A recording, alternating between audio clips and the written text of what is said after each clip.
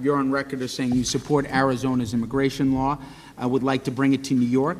You sponsor proposed legislation that would require a bail hearing no sooner than 72 hours after bail application for a person presumed to be an illegal alien.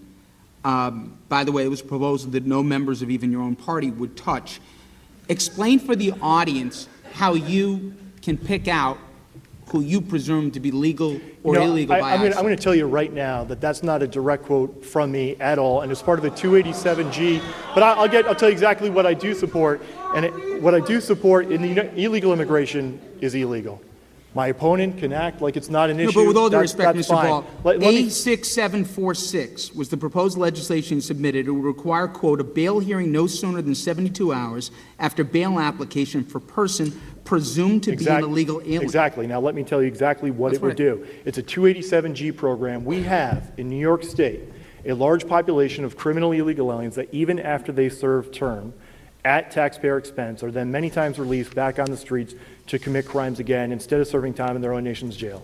This would allow federal officials to immediately work with local law enforcement to initiate, as soon as possible, deportation procedures. But at no time, okay, they're either illegal or illegally here. If they're illegally here, that deportation retainer will then be gotten by local law enforcement. No, but we're skipping the key word, which is presumed. Yeah. Like in Arizona, how do you, with naked eyesight, presume who's legal or illegal? The Arizona law is a law that came from a local and a state government to deal with a federal flawed policy that allows 1 million illegal aliens, by some estimates, to cross the border every year, while at the same time forcing 6 to 7 million totally legal immigrants to wait in line for an average of 6 to 7 years. Local law enforcement in court, and I'm going to tell you that local law enforcement, I'm sorry, Mr. Ball, continue. Local law enforcement working in coordination with our federal government would ascertain whether the individual was legal or illegal. All this does is expedite that process so dangerous criminals, we're not talking about illegal aliens, dangerous criminals do not fall through our hands. We have had deaths, we have had murders, we have had rape. But with all due respect, Mr. Ball, I'm Sure. not quantifying what our immigration policy should or shouldn't be. What I'm trying to just ascertain is the key word in this is presume, and you're not trying to expedite it. Yeah. You're trying to postpone by 72 hours a bail proceeding that otherwise would have continued sooner if that person were of any other status. That bill very specifically and very deliberatively expedites the time frame of communication between the federal government and the local law enforcement. The reality is that because of their inherent status as an illegal alien, they're an inherent flight risk. If we get a parking ticket, that parking ticket follows us. As an illegal alien, many times they're allowed back out on the streets even after being convicted of dangerous crimes. We have to deport criminal illegal aliens who are in the state before they strike again. It's a very serious issue. Okay. I'll also fight for a statewide E-Verify law to crack down on illegal hiring and illegal housing. That's a perfect segue, sir, to bring in my question for Mr. Kaplowitz. I know you don't support the piece of legislation we just discussed, but I want to know where your line is. Yes, thank you. Wait, but I'll be specific. What should illegal immigrants be eligible for in New York State when it comes to employment, housing, driver's license? What do you believe the state of New York should ascertain about legal status before you'd allow any of these documents or rights afforded to them? There's a very clear distinction in so many of these areas between my opponent and I.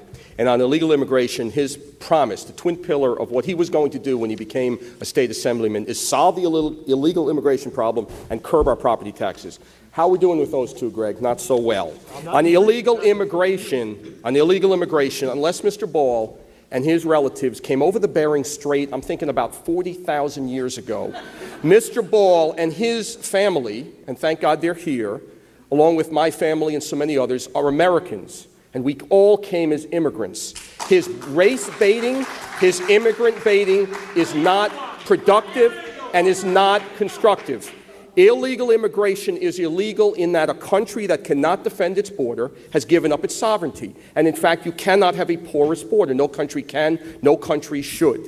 But here's the difference between the two. He pretends he can do something about it. I recognize the federal government has not. They've abrogated, and they need to come up with a solution. So what do I do as a New York State Senator? I take a common sense approach, not an ideological approach. He spent about 2 minutes trying to deal with one word and not answer your question, because he can't. He's the bookend of this issue. If he wants to round up 13 million people, good luck. It's inhumane, and more importantly, it's not common sense. We got to deal with this problem. And the answer to your question, sir, in terms of benefits, and what sticks in the craw of all of us, is that people are here illegally, they cut the line, and people are here taking services that they're not paying towards. So what is my solution? A common sense solution. And we take it as we go, and we put people who want to work on the books legally, paying taxes, so that in fact they're not mooching the system, but contributing towards the system. So what will I do as a New York State Senator? I will support an anti-mooch policy of making sure people are common sense on the books, and if they're here, No, we but can't let me round be them up. specific, because my Yes, sir. specific question, if I try it again, was, should an employer require proof of citizenship before employment? They already do.